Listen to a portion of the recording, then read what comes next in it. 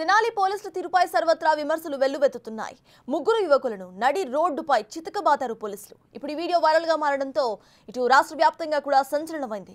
అయితే గత నెల 24న యువకులపై ఫిర్యాదు వచ్చింది. కానిస్టేబుల్ చిరంజీవిపై గంజాయి విషయంలో మొత్తం 4 యువకులు దాడి చేశారు. దీంతో కేసు నమోదు చేసిన పోలీసులు వారిని 27న రిమాండ్ కు తరలించారు. రిమాండ్ కు ముందే వారిని పబ్లిక్ గా కొట్టారు పోలీసులు.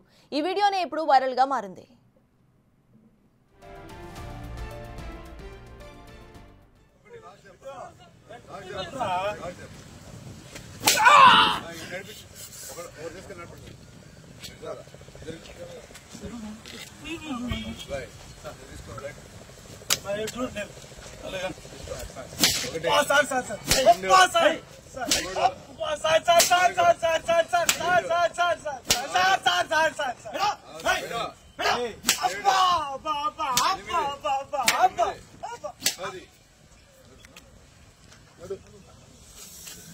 తెనాలి 3 టౌన్ పోలీస్ స్టేషన్ లో పనిచేస్తున్న కానిస్టేబుల్ చిరంజీవిపై ఏప్రిల్ 24వ తేదీ రాత్రి 4 యువకులు హత్యాయత్నం చేశారని 2 టౌన్ పోలీసులు కేసు నమోదు చేశారు.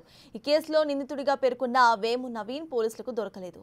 చేబ్రోలు జాన్ విక్టర్, దోమా రాకేష్, షేక్ బాబులాల్ను ఏప్రిల్ 27న రాత్రి అరెస్ట్ చేసినట్టుగా రిమాండ్ రిపోర్ట్లో పేర్కొన్నారు. అంటే అరెస్ట్ చేసిన 2 రోజుల ముందే అదుపులోకి తీసుకుని ఏప్రిల్ 25న ముగ్గురు నిందితులను తెనాలి జయప్రకాష్ నగర్లో 2 టౌన్ పోలీస్ స్టేషన్ దగ్గరలోనే నడి రోడ్డుపై కూర్చోబెట్టి అరికాళ్లపై తీవ్రంగా కొట్టారు.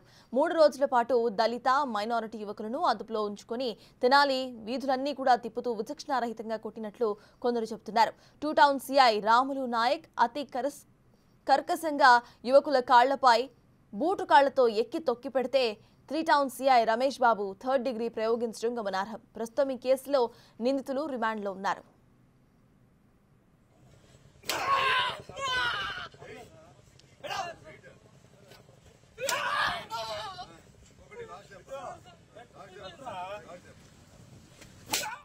తెనాలి పోలీసుల కోటింగ్ పై స్పందించారు గుంటూరు ఎస్పీ సతీష్ కుమార్. అయితే పోలీసులపై దాడి చేయటం ఖండించదగ్గ విషయమన్న ఎస్పీ పోలీసులు నిందితులను కొట్టిన ఘటనపై ఎలాంటి ప్రకటన చేయలేదు. అందరూ చట్టానికి లోబడి నడుచుకోవాలని మాత్రం తెలిపారు. ఆయన ప్రకటన చూస్తూ ఉంటే శాఖాపరంగా పోలీసులకే సపోర్ట్ చేసినట్టు అర్థమవుతోంది. మరోవైపు పోలీసుల తీరుపై భగ్గుమంటున్నాయి ప్రజా సంఘాలు. పోలీసులపై చర్యలు తీసుకోవాల్సిందేనంటూ డిమాండ్ చేస్తున్నారు నేతలు.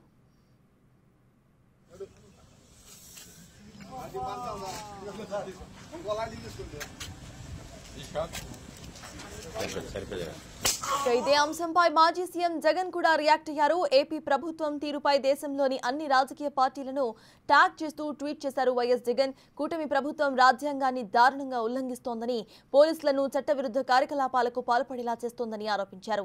తెనాలిలో యువకులను పోలీసు అధికారులు దారుణంగా చిత్రహింసలకు గురిచేశారని మండిపడ్డారు ఆయన. వెలుగులోకి రాని ఇలాంటి ఘటనలు అనేకం ఉన్నాయని తెలిపారు.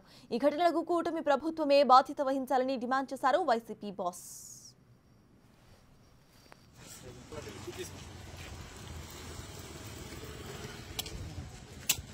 Gracias.